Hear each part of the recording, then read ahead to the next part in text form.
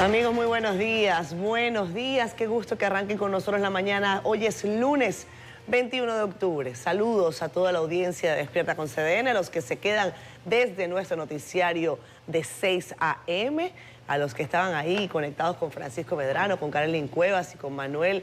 Al final ya para los deportes los saludamos de parte de todo el equipo que trabaja para ustedes desde tempranito, acá en nuestra planta en Santo Domingo, capital de la hermosísima República Dominicana. Amaneció la mañana como húmeda porque hubo como un aguacerito que hizo que, bueno, el calor que todavía se siente en el país, pues se convierta en esto, ¿no? En esta masa de vapor que vamos a estar hablando un poquitico más adelante en el reporte del tiempo, hoy con Nelson Suriel. Así que espérenlo. Hoy es el Día Mundial del Ahorro de Energía, así que aprovechen y hagan lo que les corresponde, ¿no? Aquí hay siempre dos caras para las cosas. Uno es lo que tiene que ver con el asunto gubernamental, nuestra factura eléctrica, ese increíble financiamiento del sector eléctrico que seguirá siendo un hueco para el país hasta tanto se tomen determinaciones importantes, pero mientras tanto usted en su casa haga lo que corresponde. Ya aproveche que el calor está un poquitico menos fuerte y apague luces, apague el aire acondicionado, etcétera, etcétera. Nada, también es el día del regreso al futuro, eso no lo entiendo. ¿Por qué es? Se conmemora la película... la película Regreso al Futuro. Back to the Future. Back to the Future. Qué bueno. Muchos verán esto, a lo mejor los más jovencitos, y dirán, ¿y de qué es lo que me están hablando? Yo. ¿Y tú, por ejemplo, Federico? No, mientes, Federico, dice una canción por ahí, mientes. Back to the Future, esa película es de 1989. La película se estrenó ese año y ya ha pasado la fecha a la que viajaron, que era en el 2015. Eso es una película de Marty McFly y Doc Brown. ¿Recuerdan ustedes eso? Con ese vehículo que iban al futuro. Al 2015, pues ya eso pasó. Pensábamos que los carros volarían, todavía no vuelan de manera comercial. Y otras cosas más. También para los que recuerdan a los supersónicos. ¿Recuerdan a los supersónicos? Esa comiquita, muñequito de Hanna-Barbera, en donde las robotinas ya eran parte de la vida. Y bueno, dice el señor Elon Musk, ¿cómo es que le gusta llamarle a Maduro? Elon Musk. Elon Musk, que, miren, ahí está la película, Back to the Future. Pues que ya casi tenemos a los humanoides con nosotros trabajando y haciendo algunas diligencias. República Dominicana amanece hoy con la tranquilidad, por ahora, de que no hay reforma fiscal. Es una tranquilidad por ahora. El presidente de la República se dirigió al país el pasado sábado a las 7 de la noche en un mensaje de 5 minutos y un poquito más, en donde dijo, tenemos el oído con la gente, escuchamos a la gente y esto por ahora no va a pasar, vamos a buscar alternativas y hoy vamos a hablar muchísimo de eso. ¿Cuáles son las alternativas? Porque en lo que sí hay consenso es que hay que buscar dinero. Eso no nos lo despinta nadie. Ahora, el cómo, el para qué, el cuándo y a quiénes, de qué manera, va a significar mucho de lo que se quiera hilvanar y si se quiere hilvanar.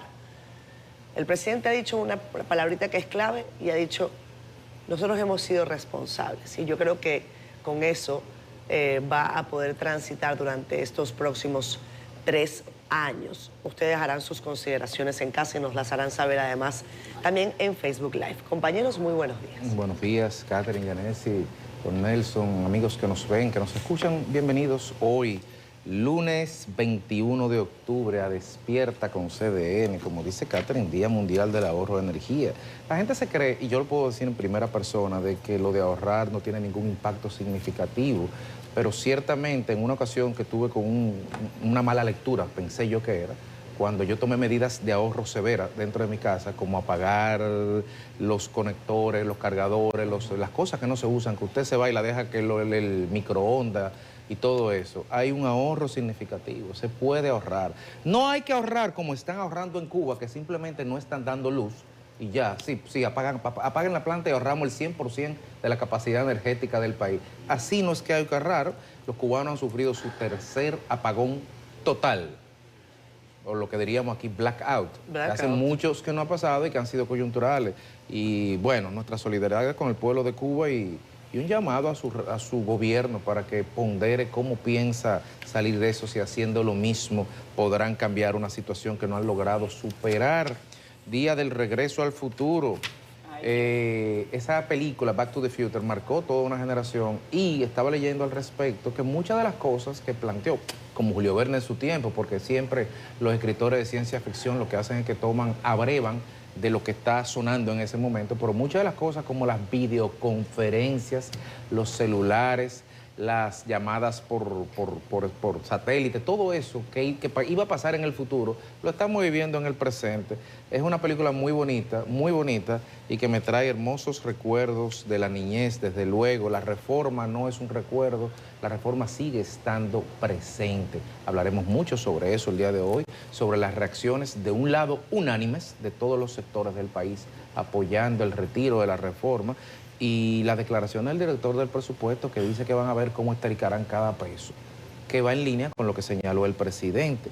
Pero tampoco dejaremos de hablar sobre lo que está pasando en la oposición del país. Qué bueno que el PLD pudo pues terminar su proceso de selección de los miembros de su comité central. El próximo 28 estarán eligiendo el comité político y el presidente y el secretario general de ese partido. No sabemos si habrá sorpresa.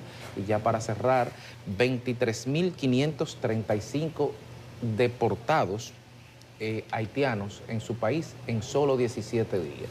Lee Ballester está como Ruby Pérez en el merengue, a todo galope. Buenos días. Se reconsideró el proyecto de reforma fiscal, esa era la palabrita mía en la semana, reconsiderar, recoger eso y sentarse a dialogar. Vamos a ver qué va a pasar en los próximos días, porque algo habrá que hacer. Señores, ayer estaba viendo un tiro noticioso de una periodista de France Press en el norte de Gaza. Y ella termina diciendo, ¿y cuándo es que el mundo va a mirar para acá, para lo que está pasando ahí? Hubo un arrase de criminal de Israel en esa parte norte de Gaza.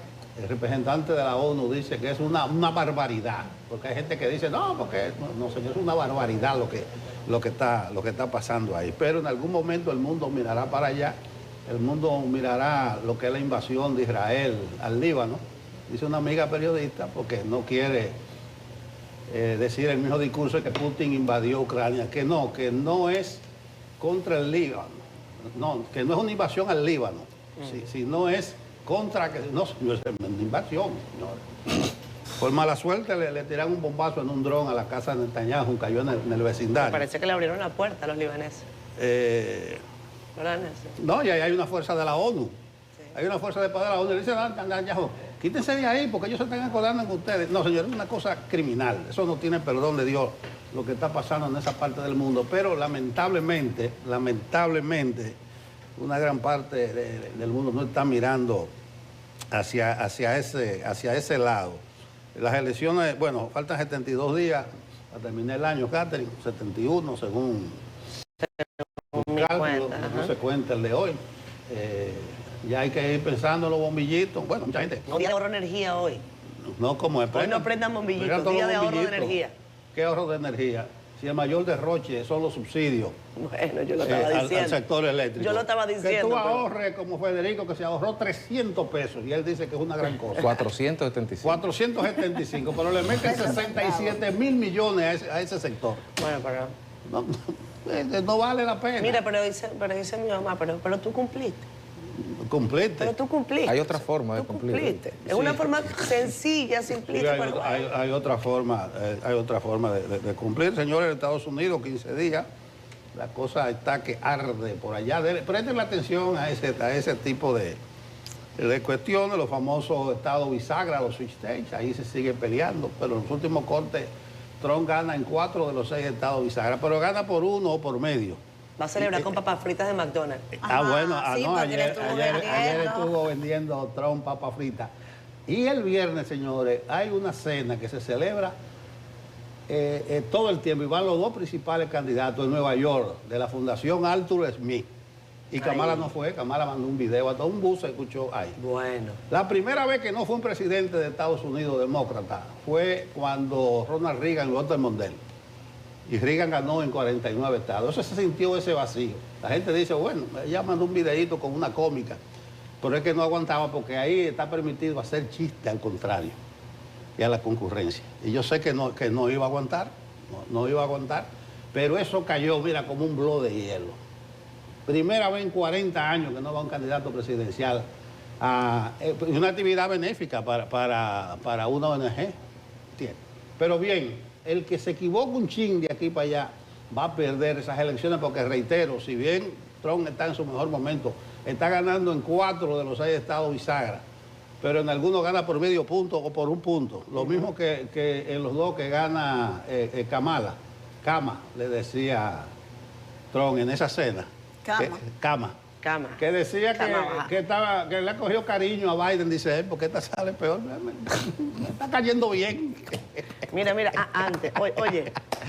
Yanesi, aguántame ahí, que es que yo tengo a alguien que me está viendo de mi casa.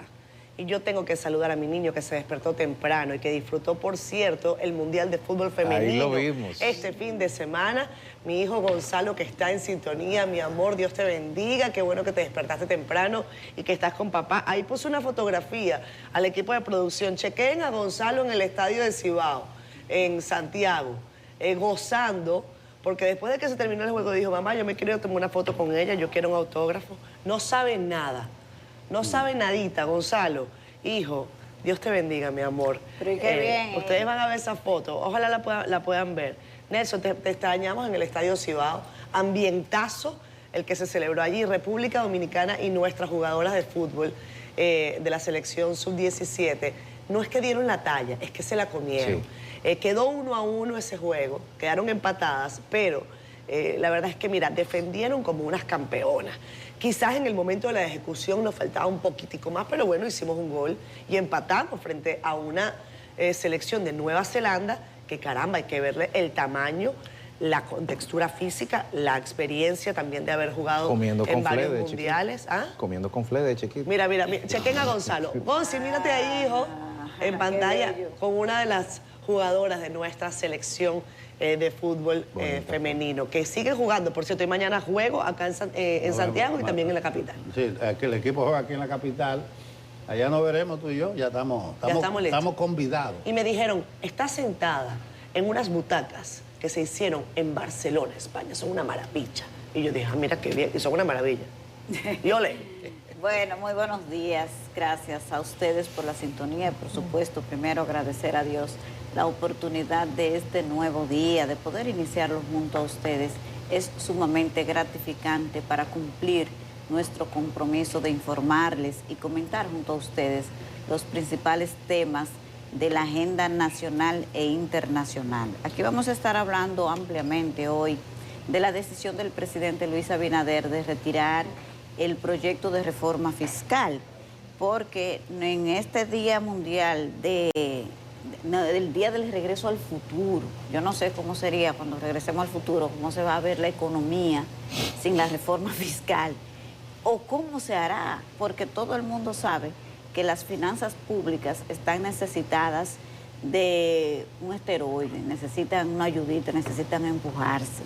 Entonces, vamos a ver, pero todo esto lo vamos a estar tratando con economistas. Hoy vamos a tener en entrevistado a Andy Dawarren para que nos pueda ayudar a dar una visión más amplia de qué le espera ahora a la República Dominicana o cuál sería la vía que podría explorarse para resolver este tema financiero que tenemos.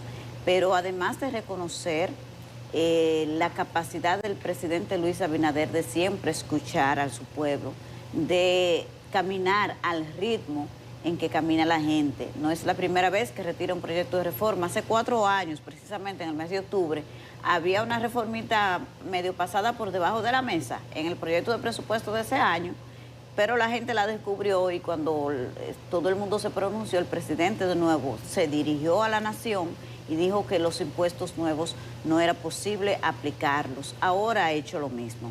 Sin embargo, queda la experiencia de que lo que mal empieza, mal termina. No hemos terminado mal todavía, pero estamos en un callejón. Pero no es posible someter al país a tantas reformas al mismo tiempo, con temas tan medulares, donde la gente siquiera tiene el tiempo de reflexionarlo, de estudiarlo, de conocerlos. Entonces, ahí está la experiencia de cómo esto ha ido evolucionando y a pesar de tantas advertencias y quejas de que el ritmo había que quizás detenerse un momento y retomar, diseñar la vía para poder encauzar todos estos temas, especialmente la reforma fiscal, pues no se hizo y aquí está el resultado que tenemos hoy. Bueno, desde el punto de vista del accionar del presidente de la República, pero ha quedado el trago amargo de la mala gestión y de la forma innecesaria de generar tanta incertidumbre en la población. El Partido de la Liberación Dominicana desde el 2019 ya lleva 3 partidos políticos que han nacido de ahí. Ayer, si es que el de Amarante Baret se convierte en partido, pues van a ser 3, Justicia Social, Fuerza del Pueblo, que es hoy el principal partido de oposición, y este que avancemos. Pero vamos a avanzar con las portadas del Caribe y CDN, que está lista nuestra compañera Carolyn Cuevas para ponernos al día de cómo amanece en el país y el mundo. Buen día. Buenos días, gracias. Iniciamos rápidamente este vistazo por el periódico El Caribe con el retiro de la reforma fiscal, decisión que recibió un respaldo masivo de empresarios, industrias, asociaciones y gremios. También nos referimos a los fondos de pensiones que tienen cifra récord con 1.34 billones de pesos. El crecimiento del patrimonio ha sido constante y se observa en todas las AFPs. También dimos cobertura a Quiéreme como soy en su versión número 12, donde la solidaridad y la inclusión fueron nuevamente protagonistas en el evento. Cerramos con el Centro de Estudios Digestivos del HOMS, el cual es un referente. En la foto veremos un equipo de especialistas encabezado por Virginia Navarro, quien mostró los avances del centro en el desayuno de El Caribe y CDN. En la contraportada hablamos de deportes y del seleccionado de República Dominicana que empató 1-1 ante Nueva Zelanda en la jornada del Mundial de Fútbol Sub-17. Se mide mañana a Nigeria. Vamos a pasar ahora a nuestro portal digital cdn.com.do, donde usted puede informarse de las noticias más importantes en el país y el mundo, como esta de Danilo Medina, quien afirma que el pueblo le tumbó el pulso al presidente Luis Abinader. Además, las declaraciones de Finjus, que asegura que la Cámara de Cuentas no funciona porque sus miembros no se ponen de acuerdo. Y cerramos las notas de CDN Digital con el salvadoreño José Roberto Dutriz, quien asumió este domingo como presidente de la Sociedad Interamericana de Prensa. Les invitamos a que visiten nuestro portal digital cdn.com.do, además que adquiera El Caribe para que esté enterado en todo momento.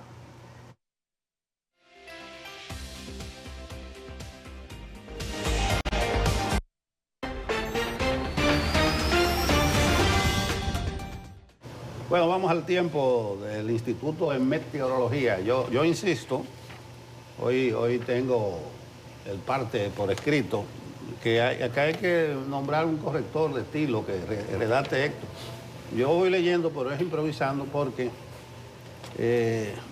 pésimamente está escrito. Pero lo que dice este informe para hoy, 21, y para mañana, 22, es que el día amanece con actividades de aguacero y tormentas eléctricas.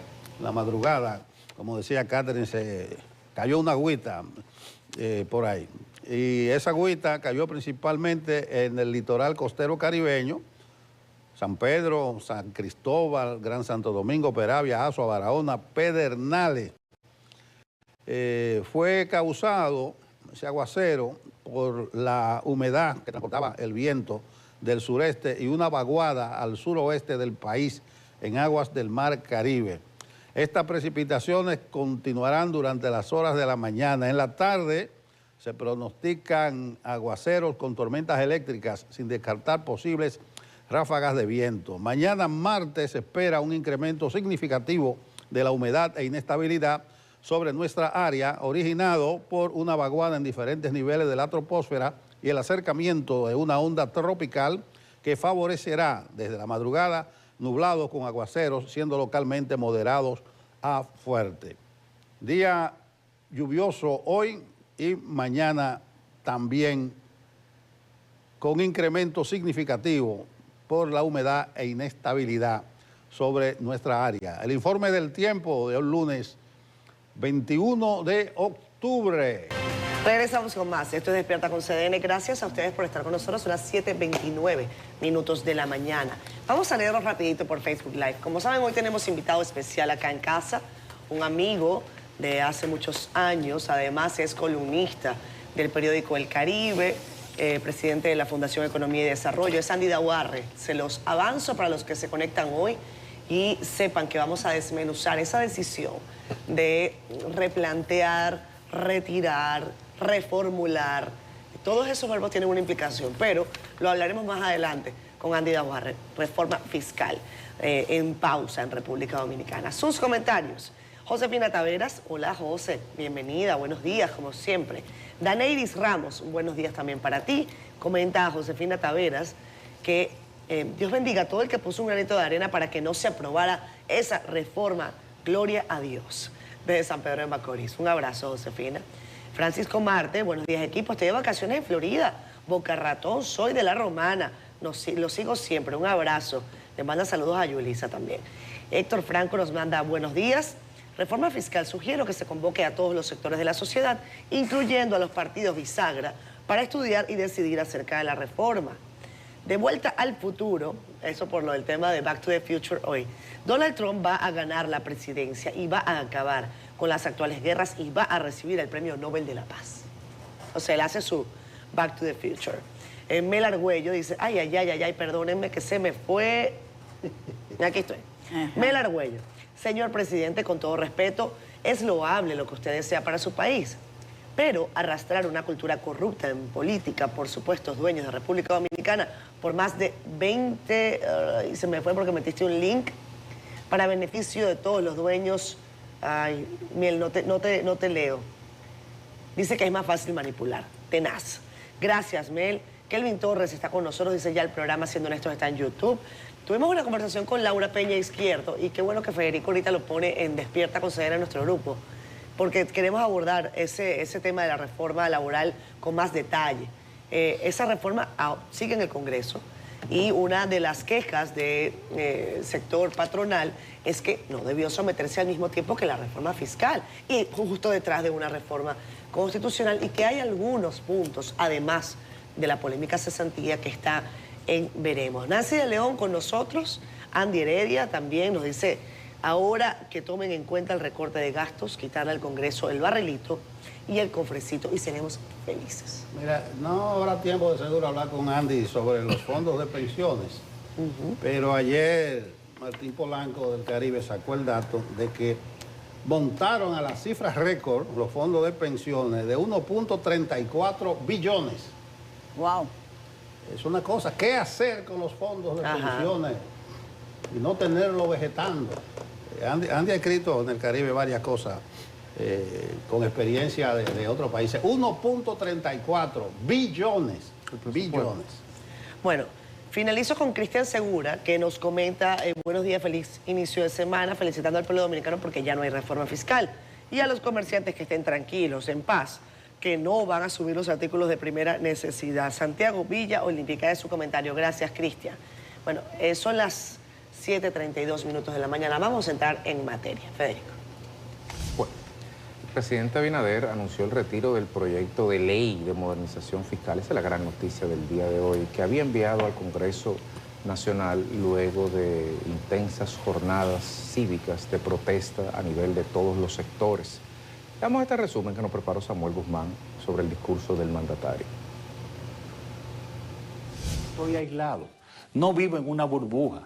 Abinader dio marcha atrás al proyecto de reforma fiscal tras más de una semana bajo intensas críticas de distintos sectores de la sociedad contra el plan de ampliación de la base impositiva en la que se grabaría hasta el agua. Estoy procediendo entonces a solicitar el retiro inmediato del proyecto de ley de modernización fiscal de la agenda del Congreso Nacional. El mandatario subrayó, sin embargo, que el retiro de la medida implica modificaciones de los planes y políticas gubernamentales, aunque de momento no entró en detalle. Esto implicará ajustar el alcance de los planes de desarrollo que habíamos planteado y construir alternativas aceptables para lograr la República Dominicana que queremos. El gobernante admitió que la iniciativa nunca contó con el apoyo popular. He sentido el pulso de la nación en cada rincón, en cada conversación, en cada espacio donde su voz ha resonado. Y entiendo que la propuesta de ley de modernización fiscal no cuenta con el consenso necesario para ser aprobada. Abinader dio a conocer su decisión a través de un discurso de 5 minutos y 52 segundos transmitido por una cadena de medios de comunicación. Samuel Guzmán, CDN. Bueno, esa es la noticia sin duda de la semana, del lunes y de la semana, porque no solamente era un pedido clamoroso y unificado del pueblo dominicano, sino también un llamado de atención hacia el gobierno de que reconsiderara la propuesta de ley de modernización fiscal que habría sometido. Hay muchas aristas por donde analizar esto, tanto de la forma como del fondo, y dentro del fondo, la viabilidad o no de las medidas propuestas, el marco temporal de ejecución de la misma, la pertinencia, el orden de prioridad, si eran las únicas medidas posibles o si necesariamente se podían hacer otras complementarias que implicaran bajar la tensión del paquete completo. Y en cuanto a la forma, que fue, digamos, el grave desafío que tuvo el gobierno ahí, que finalmente no pudo superar, se sintió la percepción a nivel de toda la sociedad, de las redes sociales, de los medios, de un sentir absolutamente mayoritario, unificado en torno a un proceso que se entendió que no contaba con el apoyo y con el endoso. Y usted dirá, ¿y desde cuándo los impuestos se negocian?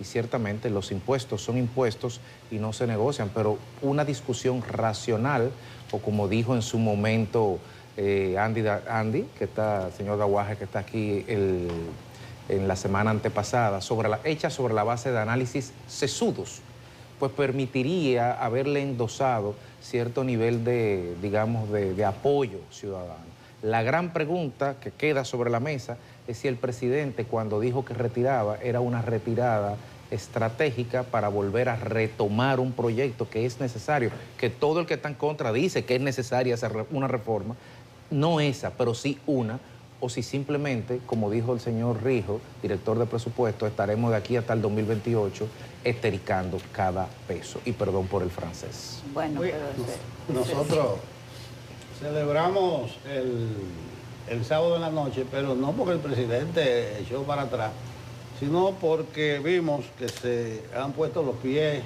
sobre la tierra. Nosotros veníamos insistiendo aquí la semana entera que había que reconsiderar eso, que había que retirarlo, que era un tollo mayúsculo, y estábamos un poquito escépticos porque parece que no había oído y se creó un clima bastante incómodo porque toda una nación al unísono estaba rechazando y el gobierno parecía que no escuchaba. Incluso los aprestos entre miércoles, jueves y viernes era para lanzar una ofensiva en el fin de semana para defender ese proyecto.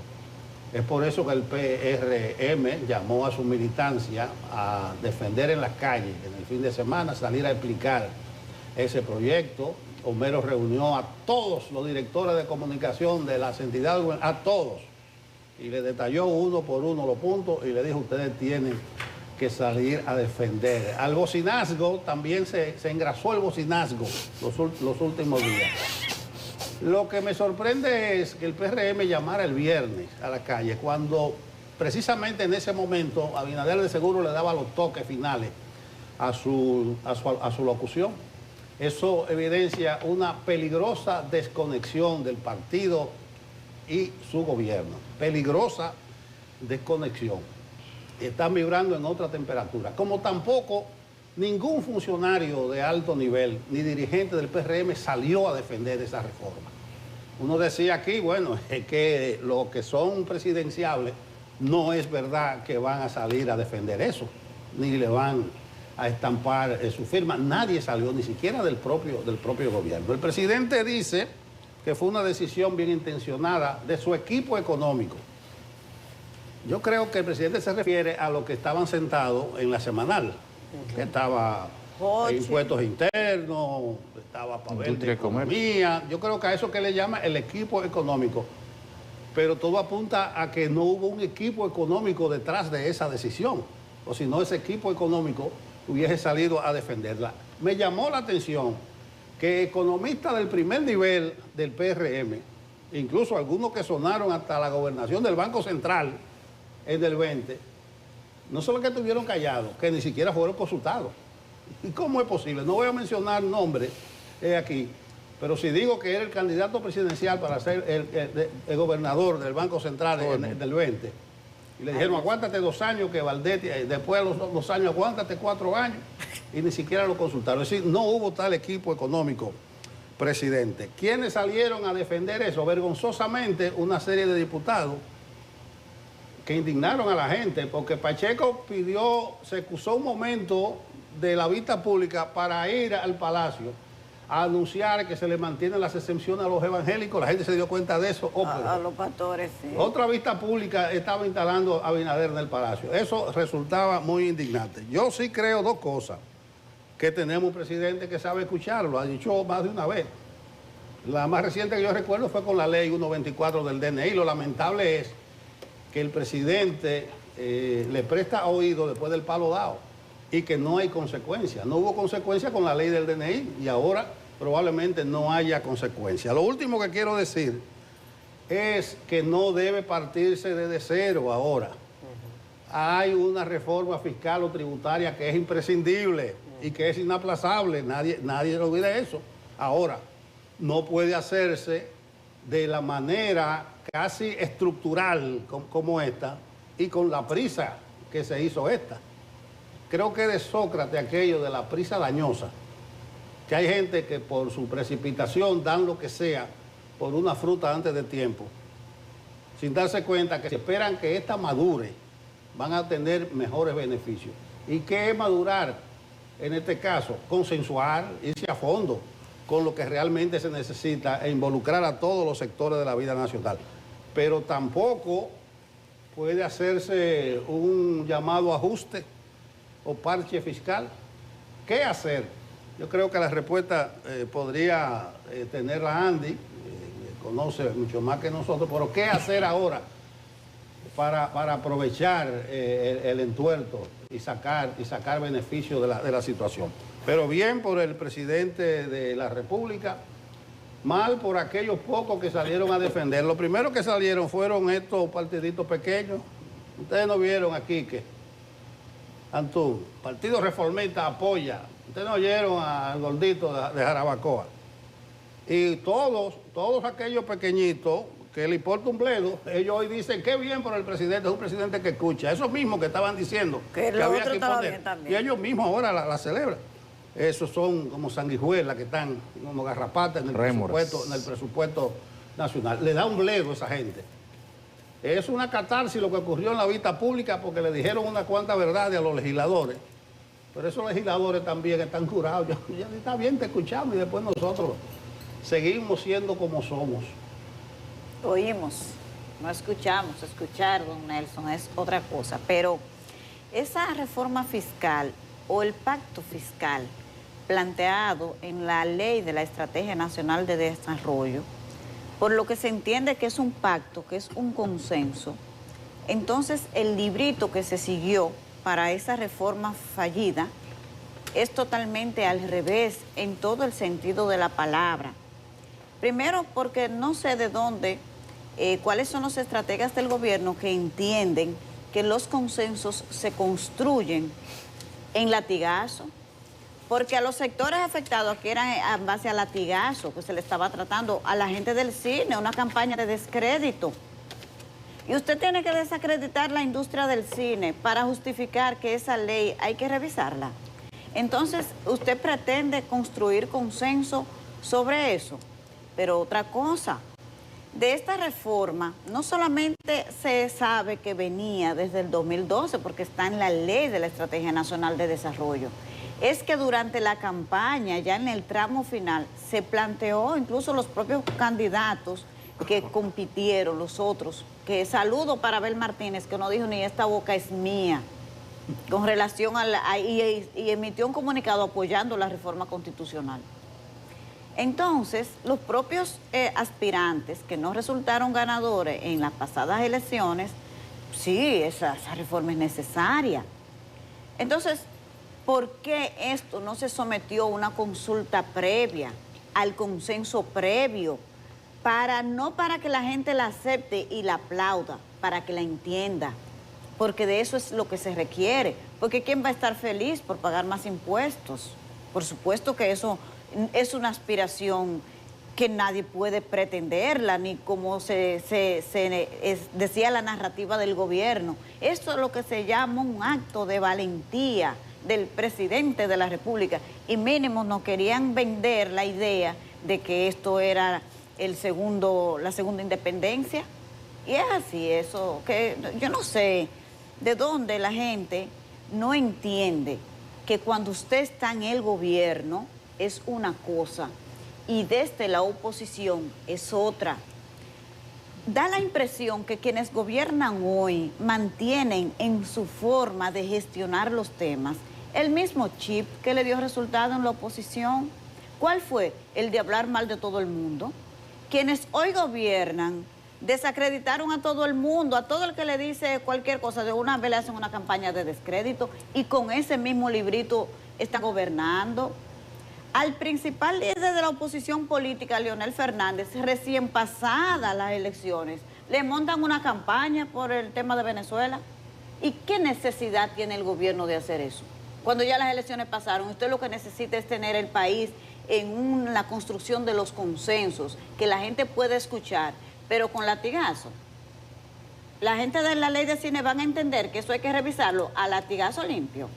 Y todo el que a la ama de casa le montaron una campaña diciendo que tenía botella, la señora Rebeca, que fue al Congreso a expresar el sentir de la mayoría de la gente, inmediatamente una campaña contra esa. Señores, por favor, ustedes están ahora gobernando, eso funcionó. Eso de estar desacreditando a la gente porque no esté de acuerdo con ustedes, funcionó en oposición, en el gobierno es otra cosa. Así que lo primero que tiene que hacer el gobierno para poder generar el consenso que ese proyecto de reforma fiscal necesita, ese pacto fiscal, es quitarse ese chip de que la campaña es el descrédito. Vamos a descalificar a todo el que no esté de acuerdo con nosotros. No, por Dios, esto es otra cosa, es otro momento. Y lamentablemente creo que el presidente Abinader, desde que asumió el poder, vivió los peores 11 días de su gobierno, desde que sometió la reforma hasta que la retiró un sábado en la noche, algo inusual. Bueno, miren, aquí quedan varias preguntas sobre la mesa después de que escuchamos esta rectificación, reevaluación, recálculo del presidente Abinader, así como hacía el GPS cuando no era Waze, sino que decía recalculando. Pues así un poco está el gobierno dominicano. Yo creo que aquí, aunque se habló de que esta reforma no fue una reforma improvisada, yo no puedo decir que el ministro de Hacienda no hizo sus análisis. Yo creo que faltó quizás que esos análisis se expusieran al país en detalle y se dijera por qué se están llevando adelante tales o cuales medidas, sobre todo para que un sector académico, profesional del país pudiera comprender la pertinencia o no de determinadas acciones, por ejemplo, tema ITEVIS, tema IPIS, frente a otro tipo de medidas. Pero yo digo que no es que el asunto no sea un tema de improvisación.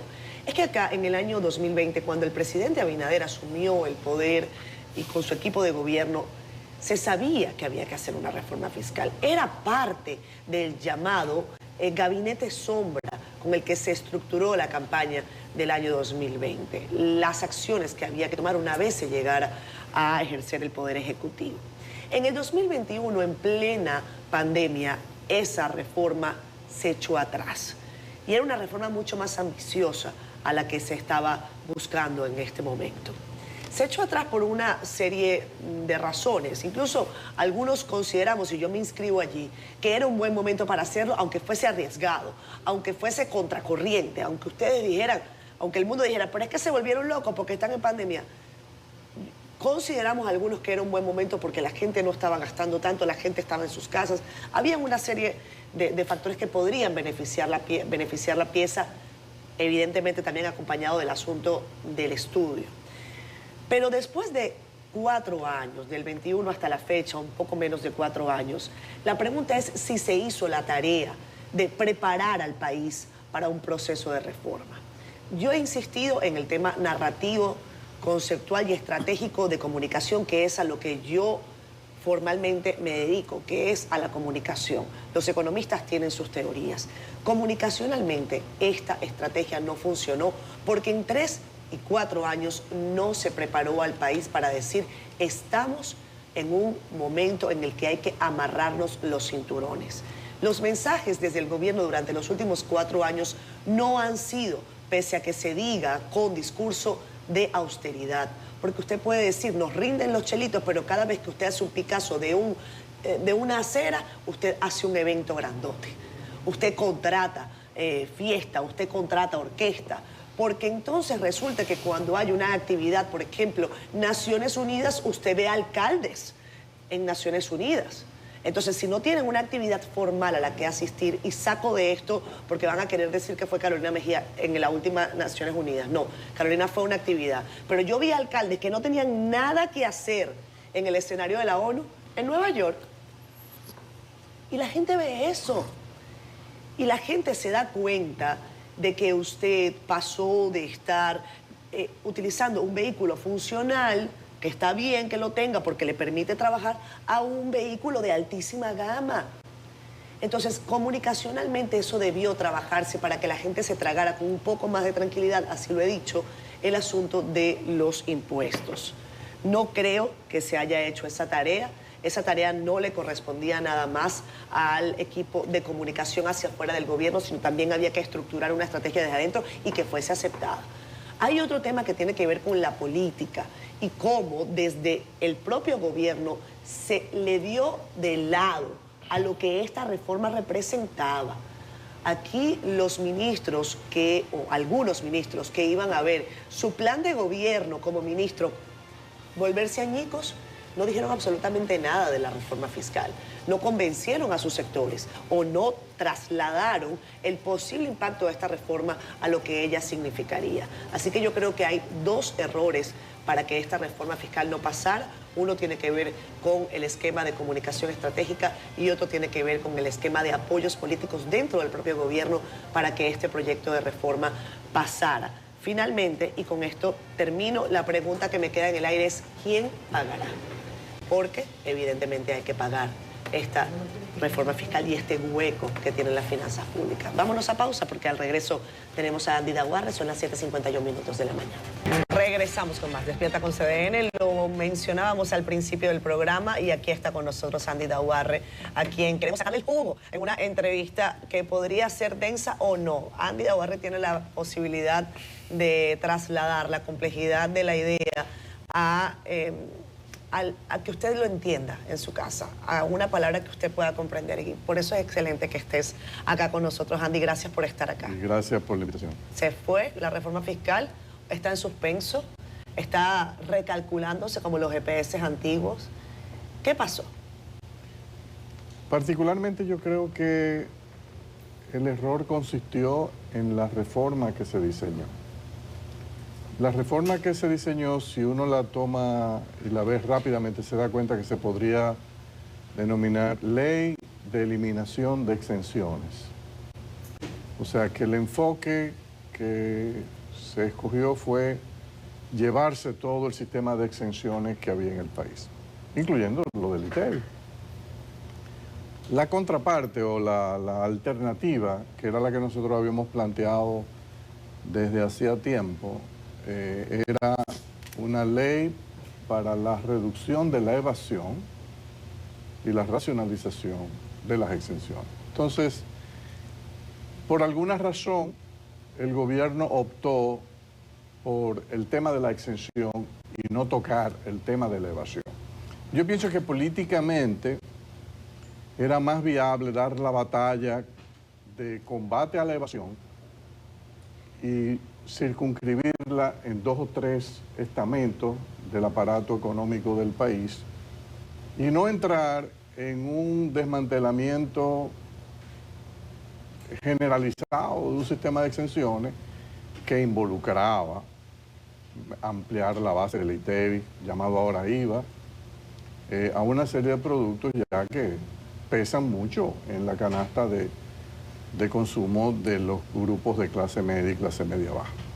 Es verdad que iba a haber mecanismos de compensación, pero una de las cosas que uno aprende en economía política de la reforma es que la compensación, la gente no le da tanto peso como el golpe del impuesto. O sea, cuando nosotros en el 2016 trabajamos un proyecto de reforma para Danilo Medina y yo asumí la dirección de ese proyecto y realicé focus groups con diferentes estratos de ingresos, porque la reforma tú tienes que ver cómo la gente reacciona, incluso hasta para diseñar los incentivos que vas a montar y las compensaciones. Y óyeme, la reacción cuando tú le decías que íbamos a meter una tasa en aquel momento de 10% del ITEVI a lo que estaba exento, dejando fuera los productos alimenticios, se te montaba en el salón casi una rebelión, que tú la lograbas vencer en la medida en que tú le decías, bueno, vamos a suponer que ahora tú tienes el salario mínimo, yo te voy a subir el salario mínimo un 15%, esos son tantos. Aparte de eso, yo voy a dar una compensación a través de la tarjeta en aquel momento solidaridad de tanto. Entonces, la gente comenzaba a cambiar. Pero no era el 18, era un 10. Por eso nosotros siempre éramos partidarios y lo escribimos en un artículo, que la generalización del ITEVI es un arma peligrosa, pues solamente hay 2 países en el planeta Tierra que lo tienen generalizado, que son Dinamarca y Chile.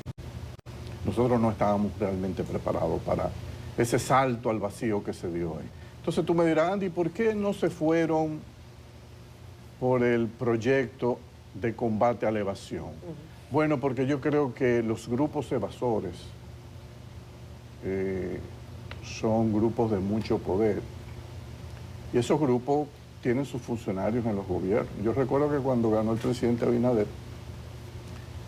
uno de los empresarios más cercanos que había entrado al gobierno dijo, bueno, este es el gobierno de nosotros y nosotros vamos a hacer aquí el gobierno que nosotros queremos. Él se refería a los empresarios. Y había él y otros funcionarios defendían esos intereses. Entonces, cuando yo vi eso, digo, bueno, esto va a ser una reforma fiscal complicada, porque si son los empresarios que van a hacer la reforma fiscal, esto no pinta bien. Y lo vimos ahí. Esa es una reforma. Cuando tú te juntabas con todos los sectores empresariales de este país, empresarios me decían, Andy, ¿qué tú crees? Digo, no, dime tú, ¿qué tú harías? Generalizar el ITEVI. Todos decían, generalicemos el ITEVI. Yo decía, pero ustedes han pensado lo que ustedes están diciendo. No, no, Andy, que eso es lo más práctico, eso cobra. Pero ninguno tocaba el tema fundamental, que era la gran evasión en el impuesto sobre la renta corporativa. ¿Por qué? Porque ellos eran los evasores. Entonces, el gobierno, entre esas 2 posiciones, sin darse cuenta, armó una reforma que responde a los intereses de los evasores. Entonces, tú no la puedes defender. Ahora, si tú me dices a mí, ¿cómo tú lo hubieses hecho? Bueno, muy sencillo. Yo hubiese ido con un solo artículo, modificando el impuesto corporativo, estableciendo un mínimo, y los opositores, que yo sé quién iban a hacer, yo los llamaba antes, mira, esto es lo que vamos a hacer, aquí están los estados financieros de tu empresa en los últimos 10 años, esto es lo que tú has hecho, tú tienes todo el derecho a protestar, pero yo voy a ir a la televisión y voy a explicar la narrativa de cómo ha sido tu historial evasivo. Y hasta ahí llegó. O sea, faltó valentía. No faltó valentía, es que las fichas estaban puestas en el gobierno de acuerdo a los intereses de estos grupos. Entonces, el presidente posiblemente le pudo haber atraído la idea de un combate a la evasión, pero al final de cuentas tú tienes que compatibilizar con lo que son los intereses y las posiciones de tus ministros, porque los presidentes no son los que defienden reformas tributarias, son los ministros. Por eso es que se dice que los ministros generalmente es un material gastable en las reformas, o sea, y duran poco. Tú pasas la reforma, cogiste el hit, bueno, te vas para tu casa, se acabó. Al presidente hay que protegerlo. Entonces, ese tema estuvo ausente en la reforma. Otras cosas que estuvieron ausentes. Tú dices, bueno, vamos a quitarle las exenciones al turismo. Eso es un reflejo de desconocimiento absoluto de los problemas que tiene ese sector y dónde que están los nichos de evasión en ese sector o de captura de impuestos indebidamente. Nosotros en el artículo que escribimos dijimos, es insólito que aquí no se aborda el tema de la terminación ipso facto ya de los acuerdos de precios anticipados que le han servido al sector turismo para que en República Dominicana ocurra un fenómeno único en la historia de la humanidad, que es la privatización de un impuesto. O sea, aquí tú vas a un hotel en el este, tú pagas $300, pagas $54 de ITEVIS, pero a ese hotel la DGI le permite, por un acuerdo que firmaron, que no pasó por Congreso, le permite que tú declares esa habitación en $100. En consecuencia, el pago del ITEVIS que le entregan a la DGI es 18, pero él cobró 54. O sea que la 2/3 parte del ITEVIS ahí se privatizó. Mira, yo te digo a ti, que tú desde Hacienda, tú le explicas eso al país, y el país te va a apoyar y te va a decir, tira para adelante, cóbrame el ITEVIS completo. Y cuidado si no te pide que retroactivamente me devuelva los años que te quedaste con un impuesto.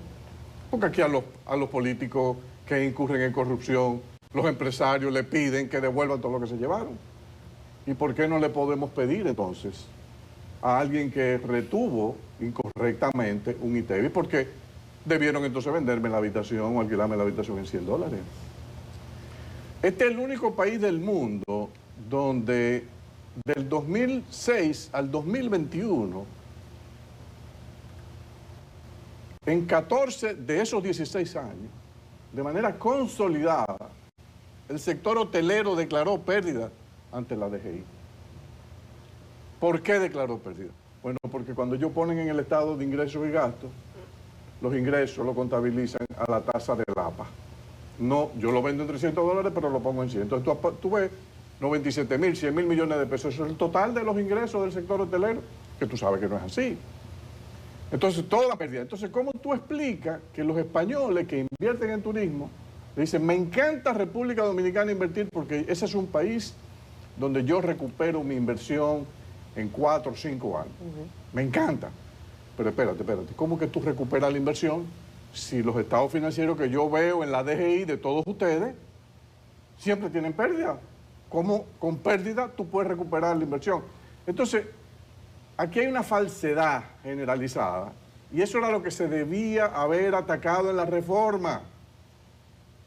Eso era lo que se debía haber atacado. Lo mismo el robo o la pérdida de ITEVIS que se pierde cuando familias enteras tienen el mandato de que donde quiera que van, pídeme la factura de comprobante fiscal. Voy a un restaurante, voy a una farmacia, voy al supermercado, compro un aire acondicionado, compro una nevera, compro una estufa, compro unos zapatos.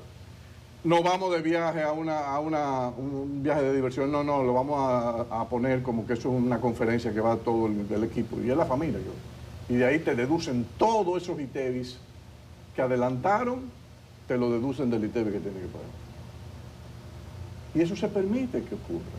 Entonces, era muy fácil atacar ahí y no ponerle el ITEVIS o el IVA a alimentos básicos a la clase media y a la clase baja. Entonces, por eso no hubo forma de defender, porque es que es indefendible lo que se estaba haciendo si tú no tocabas primero el tema de la evasión.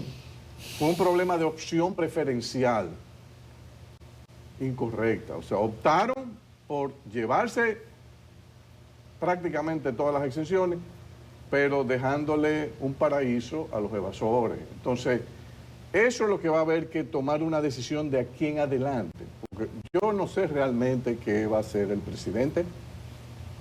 Cuando uno escucha el discurso detenidamente, daría la impresión de que ese tema de la reforma fiscal murió. Murió. Si yo tuviese en la oposición, si yo fuese Leonel Fernández, Danilo Medina, Juan Ariel, Omar Fernández, si yo fuese uno de ellos, yo estaría altísimamente preocupado. Muy preocupado y muy triste. Porque el muerto que le van a dejar en el 28 quiere decir que ese trago amargo se lo van a tener que tirar ahí. Si ellos fuesen inteligentes y sensatos, deberían pedirle una reunión al presidente. El presidente, mire, esa reforma nosotros no estábamos de acuerdo, pero nosotros creemos que hay que hacer una reforma y nosotros lo vamos a apoyar. Vamos a hacer algo que no vamos a distribuir el costo político entre todos, ya usted paga un costo alto. Vamos a distribuirnos el costo político entre todos, pero vamos a hacer esto. Mire, vamos a sacar evasión. Si usted se va por esta línea, nosotros lo apoyamos. Y que ellos lo digan públicamente eso, de manera que si el presidente dice, no, yo no... Bueno, pero nosotros cumplimos en presentarle una opción. La democracia que hoy vivimos en el país es una opción donde todas las partes deben ser capaces de presentar sus ofertas abiertamente. Entonces, todas las distorsiones que existan, por ejemplo, que le lleven una propuesta para resolver el problema de los comercios chinos, o van a dejar que el comercio dominicano colapse frente a esta andanada de... Ahora, eso hay que tener pantalones, ¿eh? Para cobrarle a los chinos lo que hay que cobrarle hay que tener pantalones. Y hay que aceptar que esos chinos no te financien una campaña electoral, porque esa es otra. Que hay mucha gente que dice, no, pero espérate, porque es que no están dando para el partido. No, a mí no me importa que te estén dando para el partido. Ellos van a tener que pagar. Y eso es muy fácil. A los chinos tú nada más lo vas a encontrar en la aduana. En un único momento tú te vas a topar con ellos. Y ahí tú le tienes que cobrar todos los impuestos consolidados. ¿No lo quiere pagar? Pues no sale el furgón y hago una subasta. Y se acabó. Nosotros no tenemos acuerdo de libre comercio con China ni nada. Relaciones, pero unas relaciones que no han servido para nada. Entonces, eso tú pones 4 tarifas que van, qué sé yo, de 40.000 a 160.000 dólares por furgón y tú lo cobras ahí. Ah, pero es que eso es arbitrario, Andy. A mí no me importa. Tienen que pagar eso porque después se te van a escapar. Tú no vas a cobrarle el ITEVI en la venta local, no le vas a cobrar el impuesto sobre la renta. Cóbralo todo ahí. Entonces, tú tienes ahí que tomar una decisión. Hay muchas cosas que se pueden hacer y eso es la otra alternativa. O sea, ¿qué podría hacer el presidente ahora? Bueno, si él no selecciona la opción de armar de nuevo un programa de reforma fiscal que estén dispuestos a apoyar los partidos de oposición y los grupos empresariales, yo le aseguro que si se arma el impuesto mínimo sobre los ingresos brutos de la renta y se convoca a los empresarios y se tienen ahí en la mesa donde él lo va a convocar todos los estados financieros de las empresas y él le dice, esto es lo que yo quiero pasar. ¿Alguien tiene objeción? Tú puedes estar seguro que el primero que el que se para a objetar, ahí vamos a chequear tu estado. Espérate un momento, yo te voy a decir por qué tú estás objetando. Ah, pero mira esto. Y quizás usar el método de Balaguer. Balaguer se sentó, recuerdan una vez que se sentó en Palacio, en la Cámara, creo que era Carlos Morales, que se paraba ahí todas las noches y hacía. Bueno, yo le dedicaría 30 días, 30 empresas. Esto es lo que está pasando. Y yo te aseguro que después del primer día que se lea lo que hizo esa empresa para no pagar impuestos, se acabó la discusión y te aprueban el 3.5. Ahora, para eso se necesita carácter y pantalones. Independencia total de todos estos grupos, porque es que esta es una sociedad que está muy bien. El problema es que la clase política y la clase evasora se han aliado. Porque la clase evasora le dice, mira, déjame evadir y yo te acepto la clientela. El modelo de la clientela. Que eso es algo que se vio abiertamente en la vista pública. La gente está en contra del modelo clientelista y quiere que eso se desmonte. Eso toma tiempo, pero el gobierno tendría que dar señales claras de que va a empezar a recortar gastos de publicidad, gastos de influencers, pensiones dadas a gente que nunca trabajó en el Estado y que son miembros de partidos políticos. O sea, tiene que dar señales gradualmente, en la medida que pueda. Eso no va a resolver el problema. O sea, tú puedes recortar gastos, claro, pero eso no va a resolver el problema. Pero son señales positivas para allanar el camino. Y no toque, mi recomendación, en lo que queda hasta el 28, no toque el ITEVIS, no toque el IPI. El IPI, como si usted fuese un cirujano, usted vaya tocando áreas donde usted sepa que las viviendas pertenecen a personas de altos niveles de ingreso y de riqueza. Usted puede ir ajustando ahí los valores. Porque la tasa del 1% es altísima, es una de las más altas. Con esa tasa, tú ajustas un poquito los valores y ya te está llenando de dinero. La tasa no se iba a ajustar. Pero sí, escúchame, Andy, el gobierno dice que puso la primera piedra con la ley de responsabilidad fiscal. Sí, pero eso es una declaración de principio, eso es una ley que te permite tú salir si tienes una crisis. Yo creo que las leyes de responsabilidad fiscal son buenas. Mejor aún son los consejos de asesores fiscales, que uno ha visto en algunos países de América Latina, como Uruguay, etcétera, donde esos consejos, que es como una especie de junta monetaria, pero adscrita a Hacienda, metida en Hacienda, deciden qué gastos sí, qué gastos no, hacen evaluaciones para evitar que tú estés introduciendo gastos que no tengan ningún tipo de justificación. Eso sí sería importante. Pero yo creo que la otra opción es recortar algo de gasto y administrativamente ver qué recaudación se puede atacar. Yo me concentraría en lo del APA, en la eliminación de los comprobantes fiscales que se están abusando, lo del comercio de los chinos. Yo pienso que, mira, cuando tú ves las tasas contributivas de algunos sectores, la tasa efectiva de tributación, hay sectores, por ejemplo, yo vi uno ayer que dice que de cada 100, cuando ellos venden 100 pesos, lo que se ganan es 3 pesos. Es un 3%. Entonces su tasa efectiva de tributación es 0.8. O sea, 0.8% del total de venta. Pagan muy pocos impuestos. Entonces yo pienso que a toda esa gente se le puede ir llamando. Mira, nosotros vamos a contratar un grupo de expertos, nacionales y extranjeros, para hacerte inspecciones. A menos que tú te quieras coger una amnistía fiscal, yo te voy a permitir que tú me des tanto por ciento de tus ingresos brutos y a partir de aquí te me regularizas. Esa es otra opción. Pasar una ley de amnistía fiscal para estimular a que las empresas declaren mejor. Pero tú tienes que tener ahí en la DGI personas que los empresarios le tengan miedo. Si son gallos locos o personas que no... Pero tú pones ahí 2 o 3 tipos pesados con una firma de fuera, te contrata por la izquierda los servicios de estas firmas que buscan capitales donde quiera, que hay muchas muy buenas. Entonces se puede ir haciendo, porque en el fondo yo lo que siento que el capital tiene que hacer hoy día una mayor contribución. No puedes el sistema depender de que sean los consumidores y los trabajadores que carguen, que es lo que tenía esta reforma. Ponía demasiado peso en términos relativos en los trabajadores y en los consumidores. Y prácticamente quedaban ilesos los grupos que tradicionalmente son los dueños del gran capital en el país. Si se toma el discurso del presidente, donde aparenta que quedó cerrado el tema, me gustaría conocer su punto de vista.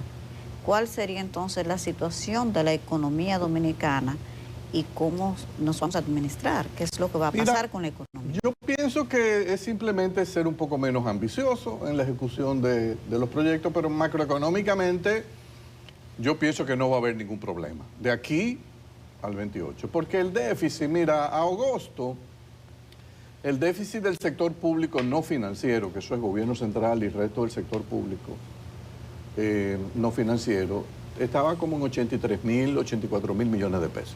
Eso quiere decir que te puede terminar en 150.000 millones. El del Banco Central estaba en 30 y pico mil millones de pesos, te puede terminar en 52.000. Estamos hablando de 200 mil millones de pesos. 200 mil millones de pesos es como 2.9% del PIB.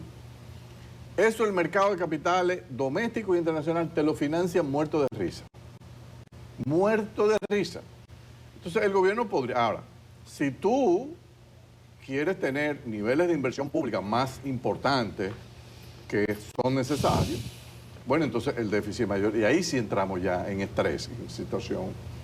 Pero el presidente podría decir, bueno, no voy a poder hacer este tren que iba para allí, este para aquí, voy a desacelerar la velocidad de terminación de alguna de las obras. Termina sin problema, no va a haber problemas macroeconómicos, la economía pienso que va a seguir creciendo. Yo creo que ha habido un daño con la reforma porque pienso que este país durante 30, 40 años ha estado creciendo bajo una estructura de incentivos fiscales que sin lugar a dudas es atractiva. Y el haber anunciado como que había una voluntad para desmantelar eso de golpe, hay algo que Keynes denominaba que eran los espíritus animales de los inversionistas, o sea, de qué impacto te puede haber, porque, oye, pero espérate, esta gente no es confiable, porque mira, yo estoy metiendo aquí en este país pensando que en 20 años yo tiro para adelante y puedo seguir invirtiendo utilidades, pero si me están empezando a discutir estos temas, es complicado. Entonces, podría haber por ahí algo de ruido, pero yo creo que si se conversa bien con los bancos de inversión, con los tenedores de bonos, con las firmas calificadoras de riesgo, los organismos internacionales, en el sentido de que vamos a tratar de mejorar sensiblemente la capacidad de la administración tributaria y de la Dirección General de Aduanas para recaudar, y que nos comprometemos a tratar de levantar un 1% del PIB con ese esfuerzo. Tú dirás, pero eso es mucho. Bueno, no, para eso se necesita mandarria y que esas sean instituciones que la gente respete. O sea, y hay señales que se pueden enviar que contribuirían a eso. Pero no para los pobres, ni para la clase media, es para los que tienen capacidad de pago. Entonces, si tú aplicas eso, yo creo que no habría ningún problema. Yo creo que... o sea, realmente no hay una necesidad inminente de que la reforma se tiene que aprobar. Ahora, de cara al papel como Luis Abinader quiera quedar en la historia, que esa es la parte que yo creo que todo el que llegue ahí empieza del primer día, bueno, ¿y cómo yo quiero que Fran Moya me coloque en el capítulo mío? ¿Qué fue lo que yo hice? No hay duda de que esta historia de someter proyectos y entonces luego tener que retirar, como que no es algo que tú puedes exhibir como un gran logro. Ah, bueno, un hombre que supo escuchar. Bueno, sí, pero no, o sea, no hubo la reforma. O sea, al final lo que cuenta es si se pasó, si el país avanzó, si se progresó, si hicieron reformas estructurales o no. Entonces creo que si yo fuese el presidente, yo cojo un aire, él tiene que saber que la oposición va a estar preocupada. Incluso él podría jugar una carta complicada de meterle un déficit en el último año de su gobierno de 8% del PIB. Lo puede hacer, ¿eh? Volverse loco con la inversión pública y entregarle al... chúpate ese cajuel. Andy, en esa misma silla, el ministro de Hacienda, Jochi Vicente, hace 10 días señalaba que a diferencia de todas las reformas anteriores, esta tenía un valor cualitativo porque identificaba los ejes o los rubros de dónde se iban a destinar los recursos a ser captados y cuantificaba qué se iba a hacer en cada tramo. Uno de esos tramos era el del Banco Central, que ha sido objeto de análisis de tu parte. En ese sentido, ¿cómo queda el Banco Central en términos de la reducción de su deuda, del déficit, sin una reforma? ¿Y cómo el estado actual, que lo permita capitalizar, y cómo en el estado actual eso puede impactar a medio plazo en el desarrollo de la economía? Sí, yo pienso que se planteaba, si mal no recuerdo, que unos 22.000, 23.000 millones de pesos de lo que se iba a levantar con la reforma se iba a utilizar para recapitalizar al Banco Central. Es un reflejo de que se iba a seguir trillando el mismo modelo de recapitalizar al Banco Central. cuando lo que se debería hacer es desfichar al Banco Central, sacarlo de esa operación de manejo de llevarse eso para Hacienda, que es lo que yo he estado planteando desde hace mucho tiempo, pero son de las cosas que quizá no le ha llegado su momento. Uno no se puede volver loco tampoco. Uno predica. Bueno, algún día quizás se hará y se va a entender, como lo hizo México. Darle 0.9% del PIB al Banco Central para su recapitalización es un monto anormalmente alto. En el caso de México nunca llegó a 0.4% del PIB en un principio. Y después que lo han pasado y lo ha manejado Hacienda, el costo anda como por 0.19% del PIB, el servicio a esa deuda. Entonces tú dices, bueno, ¿y qué es lo que ha pasado? Bueno, que haya habido un manejo inteligente. Aquí se ha complicado. Aquí se han metido muchas cosas con la política monetaria y eso ha disparado brutalmente el costo de manejo de esa deuda. O sea, yo creo que uno de los errores que tiene ese proyecto es no haber aprovechado la coyuntura para llevarse esa deuda para el Banco Central. Andy, estaba revisando algunos presidentes que han llevado adelante proyectos de reforma fiscal y lo han tenido que echar atrás en época reciente. Emmanuel Macron en Francia, 2018. Sí. Chalecos anaranjados a la calle, o amarillos, no recuerdo. Iván Duque, 2021, lo mismo. También el presidente Solís en Costa Rica, una situación similar. En el caso de Duque, y te hago esta pregunta porque lo mencionaste en tu respuesta inicial, hablabas de que esto tuvo un impacto también a lo interno del gobierno, desde el punto de vista de quién plantea la reforma. Y tú hablaste de que en algunos momentos los ministros de Hacienda se van. Sí. Esa es una pregunta que está en la ciudadanía, porque cargarle el dado a una sola persona quizás sea injusto, pero bueno, hay quienes dicen esto tiene que tener alguna consecuencia, más allá de que el presidente en sí mismo asuma ante el país, esto es lo que está pasando. Yo, mira, siempre, y eso lo he escrito, y siempre con los presidentes he sido honesto y muy claro en esto de estas reformas se pasan, presidente, siempre tiene que haber damnificados, porque las reformas acarrean costos políticos. Yo recuerdo cuando yo preparé la de Danilo Medina, que al final de cuentas se decidió no hacer, me preguntaron, Andy, ¿cuánto va a bajar Danilo con esto? Digo, mira, él tiene 70, porque había ganado con 62, siempre después que gana un presidente viene un efecto de cola y tú mides y te da 70. Digo, él va a bajar 30 puntos de golpe. Juan, pero eso es una barbaridad. Digo, ¿cuál es la barbaridad? 40, con una reforma ya pasada. Una maravilla, está casi cerca de 50. Ahora, yo te aseguro que con el dinero que va a tener, va a terminar en 70. Como le pasó a Ricardo Lagos en Chile. Entonces, eso, lo que pasa es que hoy día somos demasiado sensibles también. 5 puntos, 10 puntos. ¿Y qué importa? Usted lo que tiene que estar consciente de que lo que usted está haciendo es correcto. Entonces, el problema fundamental en este caso es que esto no iba a ser defendible. Porque tú no puedes dejar que la evasión siga disfrutando mientras la población abajo está pagando. No puede ser, o sea, eso no hay político que lo pueda explicar. Entonces, mira, yo a veces pienso que los demócratas, nosotros tenemos un presidente no solo democrático, yo creo que excesivamente democrático, abierto. Atípico, además. Sí. Entonces, pero a veces pierden de juicio que la democracia implica comunicar previamente todo. Yo recuerdo el general Augusto Pinochet, era un dictador terrible, terrible. Cuando los ministros le decían, presidente, hay que hacer esta reforma. Ajá, esta reforma. ¿Y qué es esa reforma? No, la reforma laboral. Y esta, la de pensiones. Entonces le decía, ok, vamos a hacer una cosa. Prepare el proyecto, váyase a la televisión.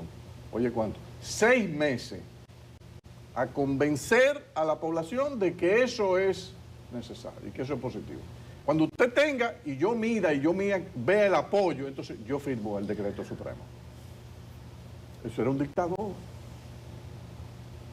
que entendía la importancia de que las cosas se conocieran. Lamentablemente, esta reforma se manejó con un celo extremo. Yo creo que quizá ese celo extremo se debió a que en el primer intento de reforma que hicieron al principio del gobierno, se filtró y eso generó mucha molestia en el Ministerio de Hacienda. Entonces quizás ahora decidieron, bueno, mira, para que no pase, vamos a hacer esto. Bueno, lo que pasa es que ese tipo de reforma es bueno tú sentarte con los sectores uno por uno a explicarlo y tener un staff poderoso, de gente altamente calificada, que pueda convencer y allanar el camino para su aprobación. Ahora, esta como estaba diseñada, donde todo el grueso era eliminación de exención, yo creo que era honestamente invendible. No iba a ser posible comunicarla abiertamente. Y nada, creo que se cometió un error grave. El presidente ha pagado un precio sin reforma. Pues tú me dices, no, Andy, él pagó el precio, pero ya pasó la reforma. No. Pagó un costo político alto, sí, y no tiene un centavo, un peso de más. Entonces ahora hay que buscar la forma de cómo, porque es un interés de todos, del país, los empresarios, de los políticos de oposición, que el gobierno pueda mejorar sus ingresos fiscales, aunque al mismo tiempo haga esfuerzo por el ámbito del gasto, pero no es suficiente. Entonces hay que ingeniarse medidas que puedan ir por el ámbito administrativo, que puedan mejorar la fiscalidad del gobierno. Andy, el costo político, me gusta de los enfoques tuyos, tú eres práctico, pragmático en los asuntos. Te decía ahorita que en aquel evento del Caribe del 5 aniversario, con muchísima gente ahí de fuera, tú hiciste un enfoque de la guerra entre Rusia y Ucrania distinto a la lógica de toda esta gente, desde el punto de vista económico. Tú hablaste del costo político que iba a tener esta reforma. Incluso ponía ejemplo un candidato a diputado que por la reforma se retiró una zona franca que iban a instalar en el 28. Una botellita de agua que cuesta 50, le van a decir, mira, cuesta 65 por tu culpa. Claro, claro. Entonces se pagó un costo político, pero yo advertí algo que tal vez es peligroso para el gobierno y la democracia, que no hay una sintonía entre el partido y el gobierno, porque el partido no pudo salir a la calle. Y peor aún, hay mucho presidenciable en el partido de gobierno que se mueven, no sé si con sus encuestas, pero de acuerdo a sus intereses. ¿Tú crees que la ausencia de un partido fuerte, decidido a jugársela con su presidente, puede afectar? Mira, es que yo creo que hubo un problema de secuencia de reformas. Se privilegió pasar la reforma constitucional primero, la cual estuvo antecedida de un anuncio que hizo el presidente muy temprano después de ganar, donde dijo, yo no seré candidato más nunca. Yo pienso que aunque en su íntima convicción él lo cree eso y estaba comprometido con eso, yo hubiese preferido, déjame dejar el ambiente con incertidumbre sobre mi futuro político, déjame poner esto un poquito más para adelante, déjame yo dar la batalla de la reforma fiscal, porque así yo voy a lograr que todo el mundo se involucre. Pero en el momento en que yo apruebo una reforma constitucional, donde ya yo me anulo políticamente para el resto de mi vida, ¿y por qué los precandidatos van a asumir ellos el hit de una reforma que ellos saben que le allana el camino a una derrota? Incluso cuando tú me dices, pero el partido, es una reforma del partido, ¿quién dijo que esa reforma que se preparó es una reforma del PRM? Paliza la conocía, Carolina la conocía al detalle. Yo tengo muchas dudas. Mira, esa reforma posiblemente la conocían el presidente y el ministro de Hacienda. Andy, tenemos que irnos a pausa. ¿Qué es lo responsable? Someter un nuevo proyecto de reforma, digo responsable desde el punto de vista de un estadista. Tú has hablado mucho del econopol, de la economía política, Sí. de lo que es este hombre que entiende los dos mundos. ¿Qué es lo responsable? Yo creo que el presidente debe guardar silencio ahora, ver cómo reacciona. Yo creo que hay sectores empresariales preocupados. La clase política está preocupada. Y yo creo que pueden venir iniciativas y él debe estar sentado ya desde una posición más cómoda, porque él hizo su primer intento, se lo rechazaron, ok, aquí yo estoy. ¿Qué ustedes quieren?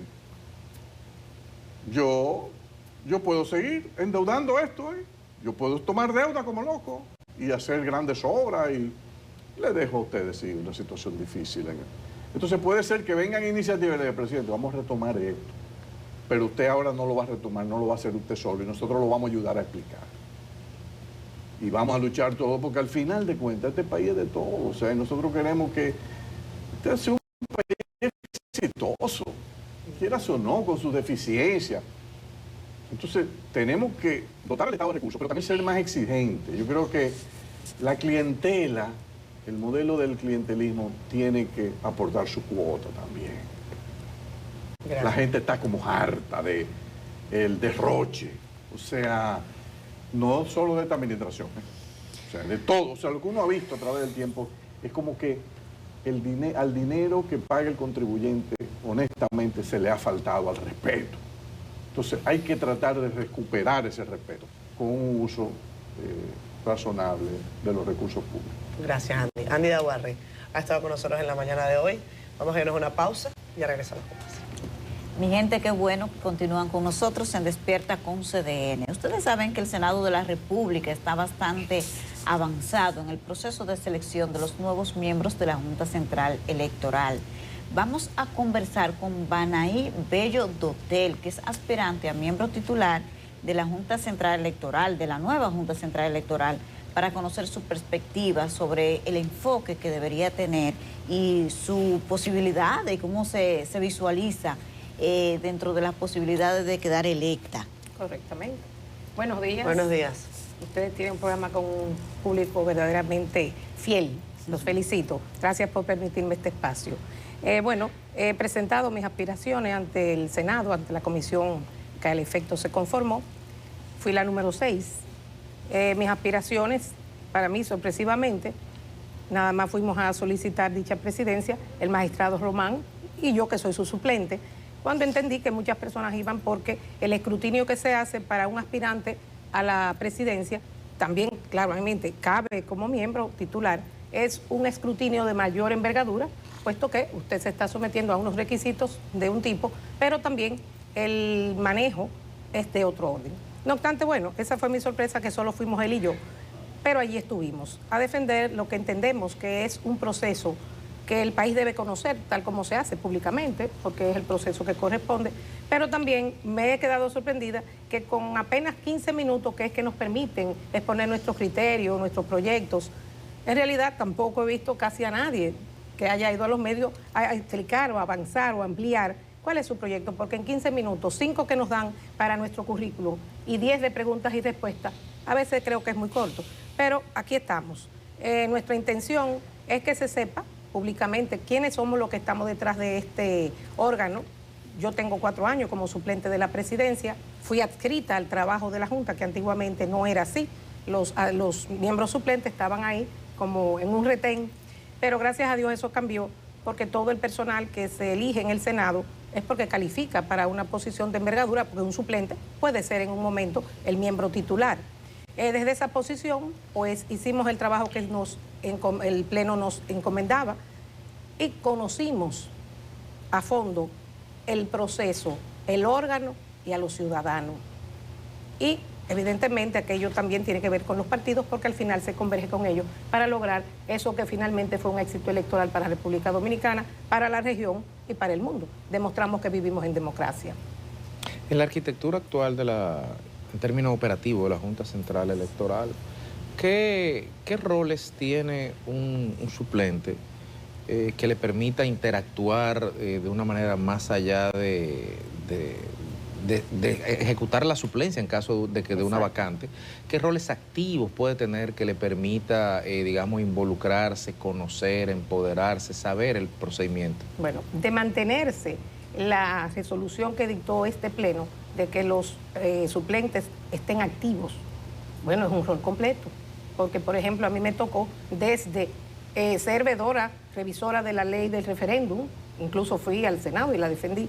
Me tocó también ser la encargada de la instrucción electoral a nivel nacional, lo cual te permite conocer todo el país con todas aquellas personas que hay que evaluar para designarlas. Por igual, tenemos el trabajo de trabajar en la campaña directamente. Por ejemplo, a mí me tocó junto con el magistrado ser supervisora del Gran Santo Domingo y también San Cristóbal. E incluso yo quedé al frente de Santo Domingo manejando las primarias y los comicios completos. Es decir, que cuando usted está activo, usted tiene un rol completo, porque es que ese presidente o ese titular y usted están al unísono. E incluso se le delega funciones de importancia porque es un suplente, es una persona que debe conocer el órgano, porque la casualidad también existe. Es bueno que los suplentes tengan tareas específicas, pero habrá que recordar que también tienen salario ahora, tienen gasto de representación, tienen combustible, o sea, están respaldados para que hagan esos trabajos. Lo que tiene por delante la Junta, está la cédula, no sé qué otra parte, qué otro proceso. ¿Cuáles son las tareas que tendría que encomendar la nueva Junta Electoral? Es la misma, pero uno dice la nueva. Bueno, es una continuidad porque es un proceso de ese orden. Hay más de un reto. La cédula es un reto, pero tenemos también, por la experiencia que vivimos, la necesidad de reformar la ley. Nueva vez. Bien, tenemos una ley robusta, pero no es suficiente. Hay necesidad de que entre en la ley, puesto que el Tribunal Constitucional puso su lupa, de que existe el voto automatizado, el voto electrónico. Pero junto con esto yo propondría también el voto anticipado, porque tenemos que mejorar los procesos en cuanto a tiempo, resultados. Los resultados en esta ocasión fueron evidentemente muy buenos porque hubo inmediatamente la confianza del pueblo al saber cómo iba el porcentaje de los votos, cómo se fueron manejando. Sin embargo, el voto anticipado vendría a resolver el voto en el extranjero, el mismo voto de los privados de libertad, el voto en casa, el voto de personas con discapacidad. En fin, hay mucho que hacer, porque la Junta es un organismo que vive, pero los procesos son vivos y tienen que ir en cambios, en mejorías, porque se recuerda, es trabajando con gente que vive, gente que muere, gente que exige, gente que demuestra sus falencias, y ese es el órgano que está llamado a ello. También tenemos el compromiso, que es para mí, la cédula es un proceso puramente organizativo, pero el compromiso de mayor envergadura que tiene este órgano es el tema registral, el registro civil. Esto ya tiene que alcanzar, a la altura de 101 años que tiene este órgano, tiene que alcanzar el nivel de transparencia que corresponde al nivel de soberanía y dominicanidad que exige el momento de este país. Por lo tanto, entiendo que el manejo de la biometría va a venir a resolver una de las grandes falencias que tenemos, y esa es una ley que nos la otorgó el Senado en el año 23, junto con la orgánica del régimen electoral. Así que tenemos trabajo por hacer, y por lo tanto, lo que estemos allí trabajando, con el beneficio del Senado, naturalmente, tenemos que tener el carácter y la vocación de un servicio hacia el ciudadano. Servicio hacia el ciudadano, no otro, porque de esto pende la continuidad democrática de esta nación. Banaí, quiero preguntarte sobre el reto que nos viene. Se acaba de modificar la Constitución. Correcto. Todavía no ha sido proclamada por el presidente de la República, pero se sabe que eso será un acto prácticamente administrativo y de imagen, etcétera. Pero vamos a ver a unas elecciones que antes eran separadas, con unos cargos y con toda la complejidad que eso requería, a un proceso individual.